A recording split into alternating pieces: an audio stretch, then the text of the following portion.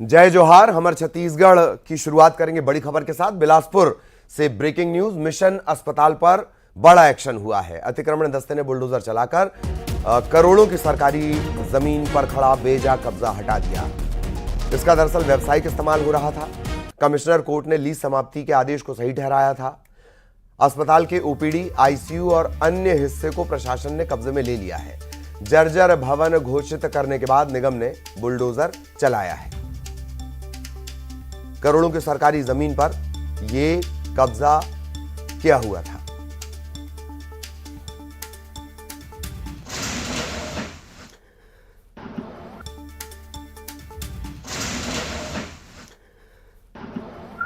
बिलासपुर नगर निगम और जिला प्रशासन की संयुक्त कार्रवाई देखने को मिल रही है। इस वक्त मैं बिलासपुर के सबसे ऐतिहासिक मिशन अस्पताल के पास मौजूद हूं। यह मिशन अस्पताल 1985 में लीज पे लिया गया था। 2014 में इसका लीज समाप्त कर दिया गया, लेकिन बावजूद इसके यहाँ पर जो अस्पताल है वो संचालित किया जा रहा था, जिसे लेकर लगातार नोटिस जारी किया गया और इसका रिन्यूअल जो है 2024 के लिए किया गया था। लेकिन इसे खारिज करते हुए सीधे तौर पर इसे जिला प्रशासन ने अपने पोजीशन में लेने के लिए नोटिस चस्पा कर दिया। इस नोटिस के खिलाफ जो मिशन प्रबंधन है वो हाई कोर्ट का सहारा लिया, लेकिन हाई कोर्ट ने इसे राजस्व प्रकरण बताकर खारिज कर दिया। अब चूंकि ये पूरा मामला कमिश्नर कोर्ट गया, कमिश्नर कोर्ट ने भी जिला प्रशासन के इस आदेश को सही बताया और आप देख सकते हैं कि 2025 की सबसे बड़ी कार्रवाई जो है वो यहाँ पर हो रही है। लगभग 10 से अधिक जो है वो यहाँ पर बुलडोजर है वो लगाया गया और बुलडोजर की कार्रवाई यहाँ पर देखने को मिल रही है। पहले ही नोटिस जारी करते हुए यहाँ पर इन चीजों को, यहाँ पर जो सामान है, जो अस्पताल से जुड़े जा रहे उपकरण है, उसको खाली करा दिया गया था और लगातार यहाँ पर नोटिस भी जारी की जा रही थी।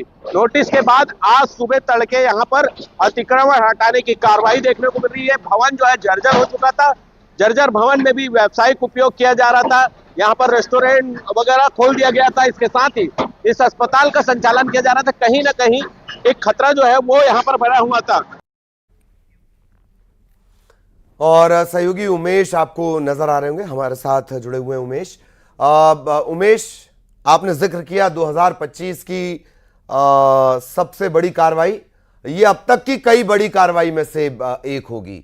और जानकारी दें उमेश। निश्चित रूप से ललित जी, ये अब तक की सबसे बड़ी कार्रवाई है। आप देख सकते हैं कि ये लगभग 10 एकड़ में फैला हुआ ये एरिया है और यहाँ पर मिशन हॉस्पिटल अंग्रेजी हुकूमत के दौरान यहाँ पर बनाया गया था। अब इसे धराशायी किया जा रहा है, चूंकि इसका जो लीज है वो 2014 में समाप्त हो गया था। बावजूद इसके यहाँ पर व्यावसायिक जो है तौर पर इसे इस्तेमाल किया जा रहा था। इसको लेकर लगातार जिला प्रशासन ने नोटिस जारी किया गया था। 2024 में लीज रिन्यूअल कराने की बात कही जा रही थी, लेकिन इस पूरे मामले को जिला प्रशासन ने सिरे से खारिज कर दिया और इसे अपने पोजीशन में लगाने के लिए रखने के लिए नोटिस भी जारी किया। लिहाजा इस पूरे मामले को देखते हुए जो प्रबंधन है, सिम प्रबंधन, मिशन प्रबंधन, उसने हाईकोर्ट का सहारा लिया। हाईकोर्ट ने भी जिला प्रशासन के फैसले को सही बताते हुए उनकी याचिका को खारिज कर दी।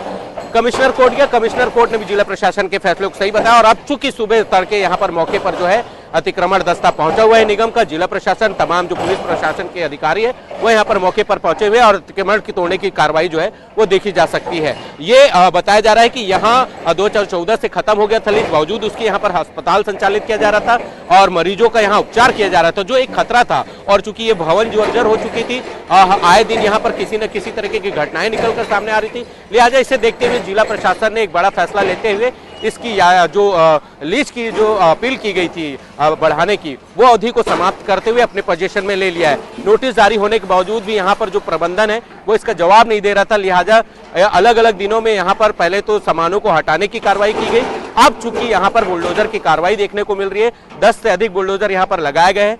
ये 2025 की सबसे बड़ी कार्रवाई मानी जा रही है, क्योंकि ये लगातार देखा जा रहा था जहां भी सरकारी जमीनें जो है वो अवैध रूप से जो कब्जा किए गए हैं, व्यावसायिक उपयोग किया जा रहा है, उसको लेकर शासन ने सीधे तौर पर निर्देशित किया था कि जहां भी सरकारी जमीनें कब्जे हैं उसे मुक्त कराया जाएगा। उसमें 2025 की ये सबसे बड़ी कार्रवाई है उसमें से एक, और यही वजह है कि सरकारी जमीन को जो बेदखली की कार्रवाई है वो की गई और यहाँ पर मिशन अस्पताल को हटाया जा रहा है। क्योंकि ये सबसे बड़ी कार्रवाई है और ये कार्रवाई आगे जारी रहेगी। ये 10 एकड़ में से ज्यादा का फैला हुआ बेशकीमती जमीन है लिहाजा प्रशासन ने इसे सबसे पहले 2025 में इसे ध्यान में दिया और यहाँ सुबह से कार्रवाई देखने को मिल रही है। अतिक्रमण की कार्रवाई चलेगी क्योंकि ये हॉस्पिटल बहुत बड़ा है। धीरे धीरे ये 2-3 दिनों 4 दिनों तक के ये कार्रवाई देखने को मिलेगी। ठीक ठीक, बहुत धन्यवाद आपका उमेश इस पूरे अपडेट के लिए।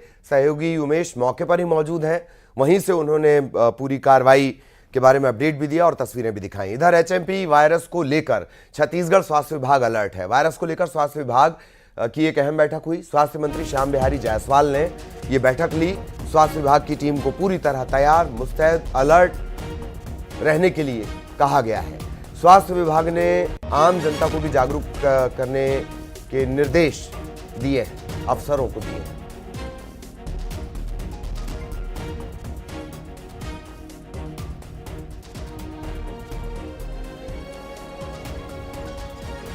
एचएमपी वायरस को लेकर छत्तीसगढ़ में स्वास्थ्य विभाग अलर्ट है।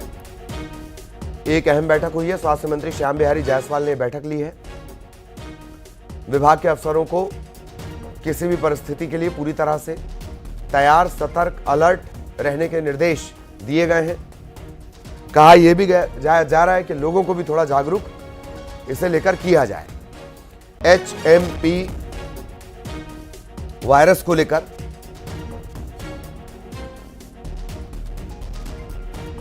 पड़ोसी जो राज्य है नागपुर, मतलब महाराष्ट्र, वहां पर भी एक केस मिल गया है। राजनांदगांव से नागपुर का रास्ता 3 घंटे का है।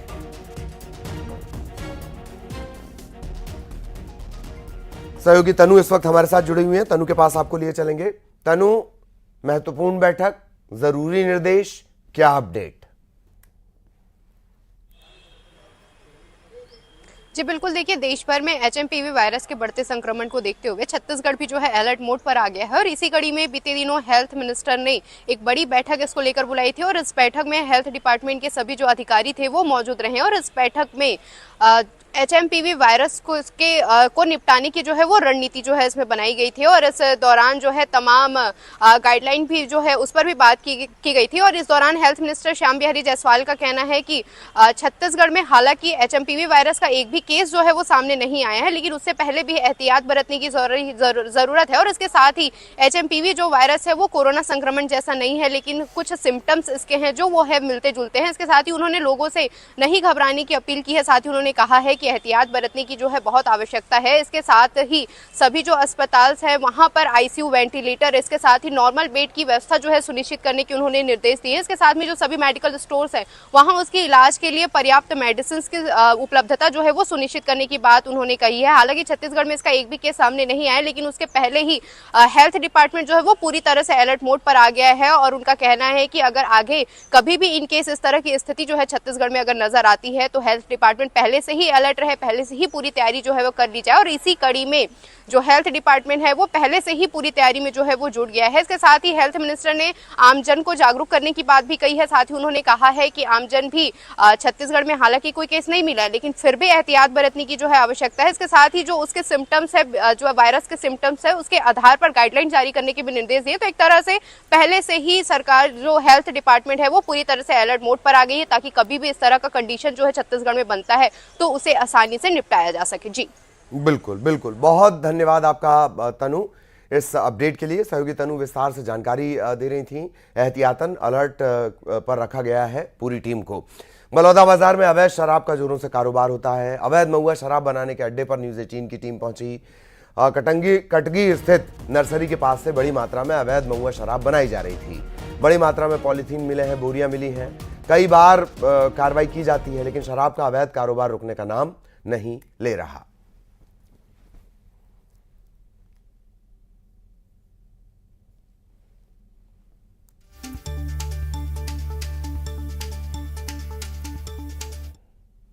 बलौदाबाजार जिले में पुलिस की कार्रवाई के बाद भी अवैध महुआ शराब बेचने वाले बनाने वालों के हौसले बुलंद है। देखिए किस तरह से कसडोल थाना क्षेत्र के कटगी स्थित नर्सरी के पास अवैध महुआ शराब के अड्डे पर आज हम पहुंचे हैं। हमको सूचना मिली थी कि यहां पर अवैध महुआ शराब बनाई जाती थी। अब देख सकते हैं यहां पर अवैध महुआ शराब तो नहीं मिली, लेकिन उनके जो बनाने के जो जगह है हम आपको दिखाना चाह रही है। चूल्हा बनाया गया था, इसमें हांडी रखते हैं और यहाँ से महुआ पास को उबालने के बाद उनकी छोटी छोटी जो बूंदें आती हैं उनसे महुआ शराब बनाते हैं। ये देख सकते हैं किस तरह से ये पॉलीथीन यहाँ पर रखी हुई है, ये जो बोरे यहाँ पर रखे हुए हैं, इन पॉलीथीन में छोटे छोटे पाउच बनाकर ये गांव-गांव में सप्लाई की जाती है। सुबह से इनकी सप्लाई शुरू हो जाती है। ये कटगी स्थित नर्सरी का मामला है। इससे पहले भी बलौदा डेरे में पुलिस की कार्रवाई हुई थी, गिधौरी थाने के और आसपास के भैंसामुड़ा में भी कार्रवाई थी। उसके बाद भी इनके हौसले बुलंद है और ये कब बंद होंगे ये भी देखने वाली बात है, क्योंकि पुलिस की अवैध महुआ शराब को लेकर मीटिंग भी हुई थी, बैठकें भी हुई थी, लेकिन उसके बाद भी इनके हौसले काफी बुलंद है। अब देखना होगा कि कसडोल पुलिस इसको लेकर किस तरह से कार्रवाई करती है। अंबिकापुर में घर पर पेट्रोल बम फेंकने के मामले में पुलिस ने 5 आरोपियों को पकड़ा है। कार सवार बदमाशों का पेट्रोल बम फेंकने का जो वीडियो है वो सीसीटीवी में रिकॉर्ड हो गया था। सीसीटीवी फुटेज के आधार पर जांच की जा रही है। पीड़ित ने थाने में शिकायत भी इस बात की थी। गांधीनगर थाना इलाके के चठिरमा में यह वारदात हुई थी।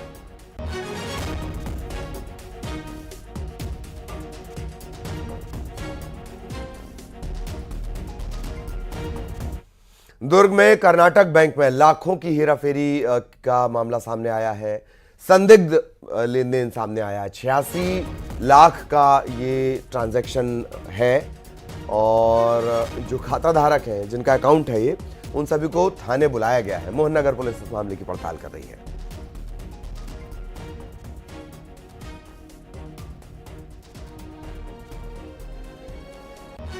दुर्ग से मिथिलेश ठाकुर हमारे सहयोगी हमारे साथ जुड़ने वाले हैं। खाता धारकों को नोटिस देकर बुलाया गया है। दुर्ग के कर्नाटक बैंक का ये पूरा मामला है। 86 लाख का ट्रांजैक्शन दरअसल हो रहा था और ये डाउट हुआ, बैंक को डाउट हुआ तो उसने अपना डाउट पुलिस वालों को बताया, पुलिस को भी डाउट हुआ। फिर पुलिस ने ट्रांजैक्शन देखा तो जिन जिन के अकाउंट से डाउटफुल एक्टिविटी हो रही थी उन सभी को नोटिस जारी करके थाने बुलाया गया है। मोहन नगर पुलिस इस पूरे मामले की पड़ताल कर रही है। कहां ये पैसे भेजे जा रहे थे, कहां से ये पैसे आए हैं, किसके ये पैसे थे और क्यों भेजे जा रहे हैं, इस तरह से मोटे मोटे सवाल होंगे जिनका जवाब पुलिस तलाशने की कोशिश करेगी।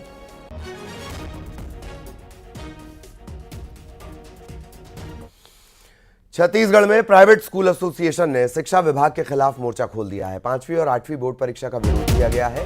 प्राइवेट स्कूल एसोसिएशन ने आंदोलन की चेतावनी दी है। मांगे नहीं मानने पर कोर्ट तक जाने की बात कही गई है। एसोसिएशन ने कहा है कि अब तक परीक्षा का ब्लूप्रिंट सिलेबस जारी नहीं हुआ है, आवेदन भी जारी नहीं किया गया है। एसोसिएशन में स्कूल शिक्षा विभाग से एसोसिएशन का यह कहना है कि स्कूल शिक्षा विभाग थोड़ी स्थिति साफ करे। जनवरी आ गया है, इन्होंने सिलेबस डिक्लेयर नहीं किया कि कितने परसेंट सिलेबस में एग्जाम होगा, प्रश्न पत्र की कोई तैयारी नहीं है। इसमें जो बड़ा कदम है जो इनको करना है वो हर जिले में कमेटी का गठन करना है जो पूरी परीक्षाएं लेगी। उस कमेटी तक का गठन इन्होंने किया है। सचिव के लेटर के बाद एक जो सचिव के महोदय ने जो दिशा निर्देश जारी किए थे उसके बाद जिलों में कोई काम नहीं हुआ है। बहुत सारी ऐसी तैयारियां, परीक्षा के आवेदन नहीं मंगाए गए हैं, इनको छात्रों की संख्या नहीं मालूम है। तो हमने कहा है कि अगर आप सरकारी स्कूल का लेना चाहते हैं तो लीजिए, लेकिन हमारे विद्यार्थियों में भ्रम की स्थिति है। सहयोगी तनु इस वक्त हमारे साथ जुड़ी हुई हैं। तनु, जो एसोसिएशन है उसने बहुत पहले ही अपना विरोध का जिक्र कर दिया था। क्या कोई बातचीत के जरिए इसे सुलझाने, हल करने की कोशिश नहीं हुई अब तक? क्या अपडेट तनु?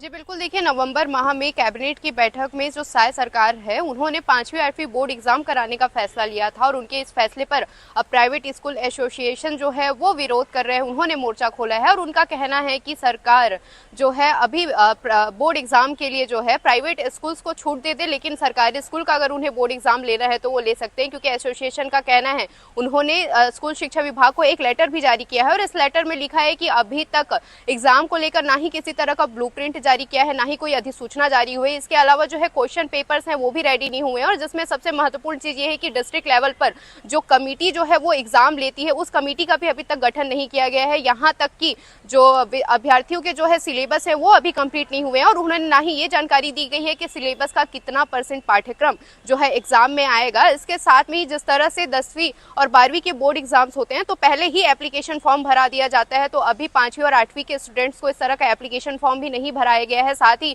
जब 10वीं 12वीं में बोर्ड एग्जाम होते हैं तो पहले ही बोर्ड एग्जाम का जो समय है वो तय होता है कि मार्च में उनका बोर्ड एग्जाम होना है, लेकिन 5वीं 8वीं के बोर्ड एग्जाम में इसकी भी कोई खास स्थिति जो है वो क्लियर नहीं की गई है। एक तरह से तैयारी जो है वो नहीं हुई है, और स्कूल शिक्षा विभाग की ओर से भी बोर्ड एग्जाम को लेकर जो तैयारी करनी होती है वो तैयारी भी अभी पूरी नहीं हुई है। ऐसे में स्कूल एसोसिएशन की मांग है कि इस साल जो है प्राइवेट स्कूलों को बोर्ड एग्जाम की छूट दी जाए और अगले सत्र से इसे किया जाए। इसके साथ ही स्कूल एसोसिएशन के पक्ष में जो है पेरेंट्स भी नजर आ रहे हैं, क्योंकि उनका कहना है कि एक तरह से जब 10वीं 12वीं बोर्ड होता है तो सभी मेंटली प्रिपेयर होते हैं कि बोर्ड एग्जाम उनको देना है, साथ ही पेरेंट्स भी पूरी तरह से रेडी होते हैं। लेकिन अभी जो है जनवरी जो है वो चल रहा है और मार्च अप्रैल तक में बोर्ड एग्जाम हो जाते हैं। ऐसे में बच्चे भी जो है वो मेंटली प्रिपेयर नहीं है। इसके साथ ही पेरेंट्स के लिए भी ये बड़ी दुविधा है। ऐसे में सभी मांग कर रहे हैं कि इस साल जो है बोर्ड एग्जाम में छूट दी जाए और अगले सत्र से बोर्ड एग्जाम जो है वो चालू की जाए, क्योंकि सेंट्रल से भी जो फैसला आया था उसमें ये कहा गया था कि 5वीं और 8वीं के जो बच्चे हैं उनको अब प्रमोट नहीं किया जाए, लेकिन छत्तीसगढ़ में जो है साय सरकार ने 5वीं और 8वीं जो है बोर्ड करने की मांग रखी थी। ऐसे में स्कूल एसोसिएशन इनका विरोध कर रहा है। साथ ही उन्होंने कहा है कि अगर उनकी मांग पूरी नहीं होती है तो वो कोर्ट का भी रास्ता खटखटाएंगे। फिलहाल जो है उन्होंने स्कूल शिक्षा विभाग को लेटर भेजा है और लेटर में जल्द से जल्द उनकी मांग पूरी करने की जो है वो मांग की है। इसके साथ ही उन्होंने कहा है कि स्कूल शिक्षा विभाग इस पूरे मामले में कंडीशन जो है वो क्लियर कर दी, क्योंकि बच्चे जो है भ्रम की स्थिति में है, क्योंकि जनवरी का माह चल रहा है और मार्च और अप्रैल में बोर्ड एग्जाम लिए जाते हैं। तो जल्द से जल्द इस पर कुछ फैसला लिया जाए, और कहा जा सकता है कि कुछ दिनों में सरकार और उनके बीच में जो है बातचीत भी हो सकती है और कोई बीच का रास्ता भी जो है वो निकाला जा सकता है। जी चलिए, बहुत धन्यवाद तनु आपका इस पूरे अपडेट के लिए। विस्तार से सहयोगी तनु जानकारी दे रही थी। इधर बस्तर में घर वापसी का दौर जारी है। 25 साल बाद आदिवासी समुदाय के एक ही परिवार के 6 लोगों ने घर वापसी की है। इन लोगों ने ईसाई धर्म अपना लिया था, क्रिश्चियनिटी अपना ली थी, मसीही धर्म अपना लिया था। परिवार के सभी 6 सदस्यों का पूरे विधि विधान के साथ सनातन में इनकी वापसी हुई है। मां दंतेश्वरी की आराधना कर सभी मूल धर्म में लौटे हैं। तोकापाल ब्लॉक के छापर भानपुरी गांव का ये मामला है। सहयोगी श्रीनिवास हमारे साथ जुड़े हुए हैं। श्रीनिवास, पूरी जानकारी विस्तार से। देखिए, इन दिनों बस्तर में घर वापसी का दौर जारी है और आज एक बार फिर तोकापाल ब्लॉक के जो एक परिवार के 6 सदस्यों ने अपने मूल धर्म में वापसी की है, सनातन धर्म को अपनाया है। पूरी रीति रिवाज परंपरा के अनुसार पूजा पाठ करके ये अपने मूल धर्म में लौटे हैं। बता दूं कि ये परिवार जो है 25 साल पहले ईसाई धर्म को अपनाया था और अपने गांव में जो संस्कृति होती है, परंपरा होती है, उससे ये दूर हो गया था। लेकिन गांव के जो मुखिया है, मांझी है, पाइक है, नाइक है, लगातार द्वारा समझाइश देने के बाद अपने इच्छा अनुसार ये पूरा परिवार आज मूल धर्म में लौटा है और माँ दंतेश्वरी की आराधना करके अपने रीति रिवाज को अपनाया। तो स्वाभाविक है ये जो घर वापसी होने से गांव में एक सुखद वातावरण देखने को मिला है। जी चलिए, धन्यवाद आपका श्रीनिवास इस पूरे अपडेट के लिए।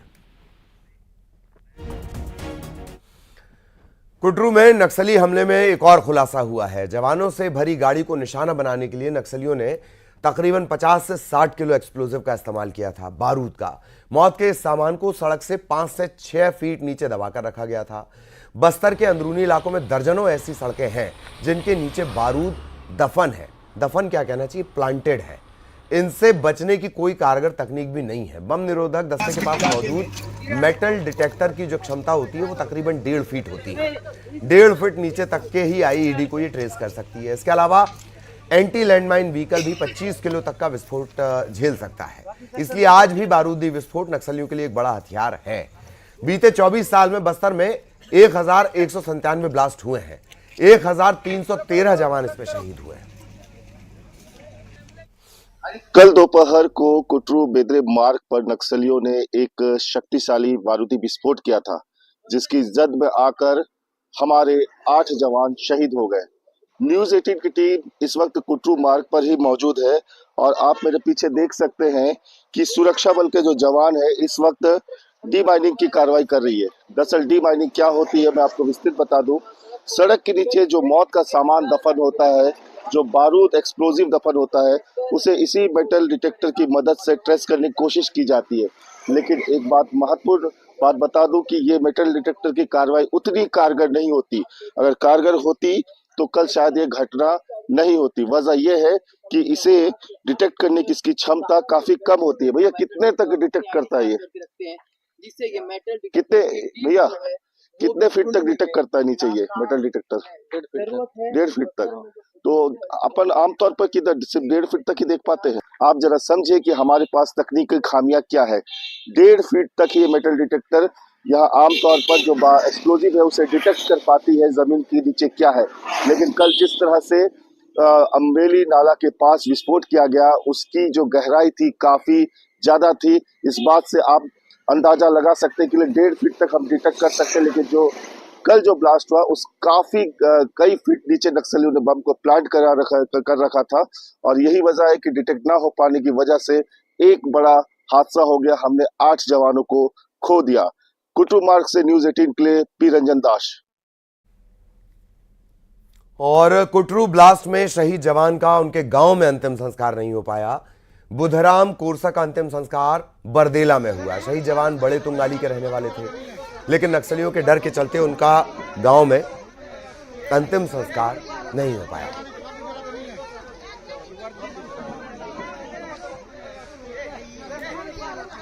जो मूल ग्राम है बड़े तुंगाली, लेकिन अभी बरदेला में होगा, जो नेशनल हाईवे के ऊपर में। बड़े तुंगाली में क्या दिक्कतें आ रही है? दिक्कत वही है, वो नक्सली लोग वहाँ पर जो लोकल जो नक्सली हैं, जहाँ संगम स्थल जिनको बोलते हैं, वो मना कर दिए वहाँ पे। और उसके बाद अभी फिर से बताया जा रहा है, अभी थोड़ी देर पहले ये पता चला कि गांव वाले मतलब भड़कने की वजह से फिर अनुमति दिए थे। लेकिन जब यहाँ पर तैयारी हो चुका है बरदेला में, तो फिर वहाँ क्यों ले जाए। बलरामपुर में कीमती लकड़ी की तस्करी का खुलासा हुआ है। सेमरसोत अभयारण्य से लकड़ी की तस्करी हो रही थी।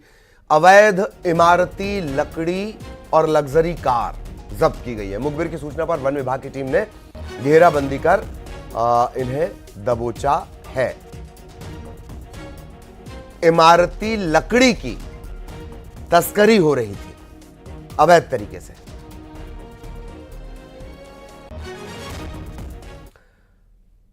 अंबिकापुर में चोरों ने मानो कोहराम मचा दिया। गुदरी बाजार में 6 से ज्यादा दुकानों पर चोरों ने धावा बोला, नकदी समेत लाखों का सामान पार कर दिया।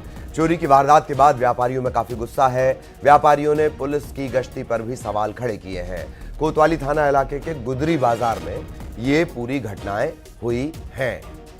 6 से ज्यादा दुकानों में चोरों ने धावा बोला, नकदी लाखों का सामान पार कर दिया।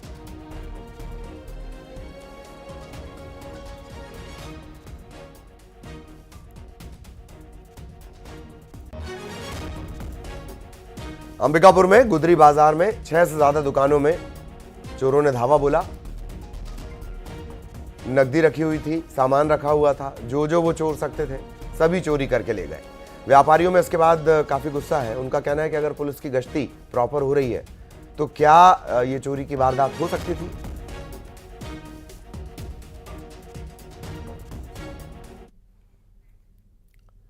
और अब टॉप 20।